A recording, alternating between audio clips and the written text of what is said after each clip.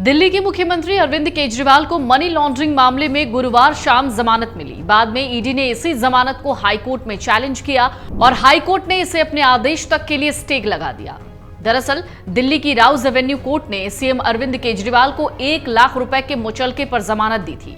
Vacation जज ने उन्हें जमानत दी, जिसके बाद आम आदमी पार्टी जश्न में डूब गई। जगह जगह मिठाइयां बांटी जाने लगी। आपकी तरफ से आरोपों की झड़ी शुरू हो गई। खबर चारों तरफ फैल गई कि केजरीवाल अब जेल से बाहर आ रहे हैं। लेकिन इससे पहले कि केजरीवाल तिहाड़ की गेट तक पहुंचते, ईडी ने जमानत ही अटका दी। तो चलिए लगे हाथ ये भी जान लेते हैं कि गिरफ्तारी और जमानत के बीच झूलते केजरीवाल के साथ अब तक क्या क्या हुआ है। इस मामले की शुरुआत होती है 30 अक्टूबर 2023 से, जब ईडी ने अरविंद केजरीवाल को पहला समन भेजा। दिसंबर 2023 जब ईडी ने 2 और समन भेजे। केजरीवाल को 21 दिसंबर और 3 जनवरी को पूछताछ के लिए बुलाया गया। जनवरी 2024 ईडी ने 2 और समन भेजकर 18 जनवरी और 2 फरवरी को बुलाया, यानी अब तक केजरीवाल को कुल 5 समन पहुंच गए थे। 3 फरवरी 2024 ईडी ने अदालत में कंप्लेंट केस दायर किया और अरविंद केजरीवाल पर अपने लगातार भेजे जा रहे समन की अनदेखी का आरोप लगाया। पहली शिकायत में शुरुआती 4 समन को आधार बनाया गया। 7 फरवरी 2024 को दिल्ली की राउज एवेन्यू कोर्ट ने ईडी की शिकायत पर केजरीवाल को समन जारी किया और 17 फरवरी को अदालत में हाजिर होने का निर्देश दिया। 17 फरवरी 2024 जब दिल्ली के मुख्यमंत्री वीडियो कॉन्फ्रेंसिंग के जरिए अदालत के सामने पेश हुए, बजट सत्र और विश्वास प्रस्ताव का हवाला देकर व्यक्तिगत पेशी से छूट मांगी। अदालत ने सीएम के अनुरोध को मंजूर किया। 16 मार्च तक कार्रवाई टाल दी। फरवरी 2024 जब ईडी ने केजरीवाल को फिर से 19 फरवरी, 26 फरवरी और 4 मार्च के लिए समन भेजे। 7 मार्च 2024 राउज एवेन्यू की मजिस्ट्रेट कोर्ट ने ईडी की दूसरी शिकायत पर केजरीवाल को नया समन जारी किया। 16 मार्च को बतौर आरोपी अदालत में हाजिर होने का निर्देश दिया। यह वही तारीख थी जब ईडी की पहली शिकायत पर केजरीवाल को जारी समन पर तामील के लिए पहले से तय किया गया। 16 मार्च 2024 को अरविंद केजरीवाल संबंधित मजिस्ट्रेट कोर्ट के सामने पेश हुए और जमानत लेकर लौट गए। केजरीवाल ने अर्जी दायर कर अदालत से उन्हें ईडी से कुछ दस्तावेज दिलाने का अनुरोध किया।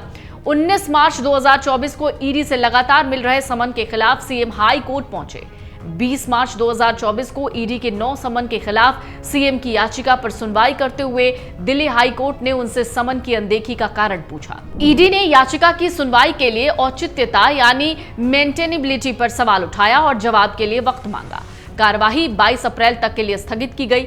21 मार्च 2024 हाई कोर्ट ने केजरीवाल के अंतरिम अनुरोध को ठुकरा दिया और ईडी को उनके खिलाफ कड़ी कार्रवाई करने से रोके जाने का तत्काल निर्देश पारित करने से मना कर दिया। कोर्ट ने ईडी को अर्जी पर जवाब देने की छूट दी और इस अर्जी को मुख्य याचिका के साथ 22 अप्रैल को सुनवाई के लिए लगाया गया।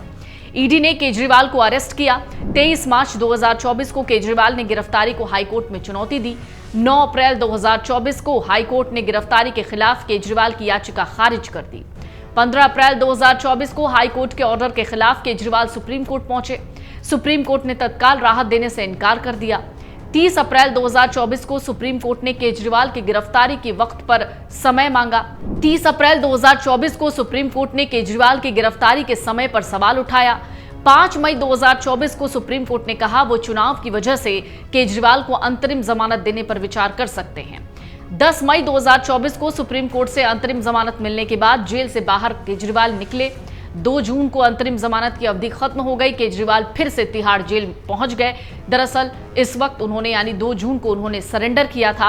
हालांकि उससे पहले वो ये भी कह रहे थे कि उनके जो सरेंडर की सीमा है वो थोड़ी और बढ़ा दी जाए, यानी वो थोड़े दिन और जमानत पर रहना चाहते हैं, एंटरिंग बेल पर रहना चाहते हैं। लेकिन कोर्ट ने उनकी तमाम अर्जियों को अस्वीकार कर दिया और अब जो चल रहा है वो तो आपको पता ही है।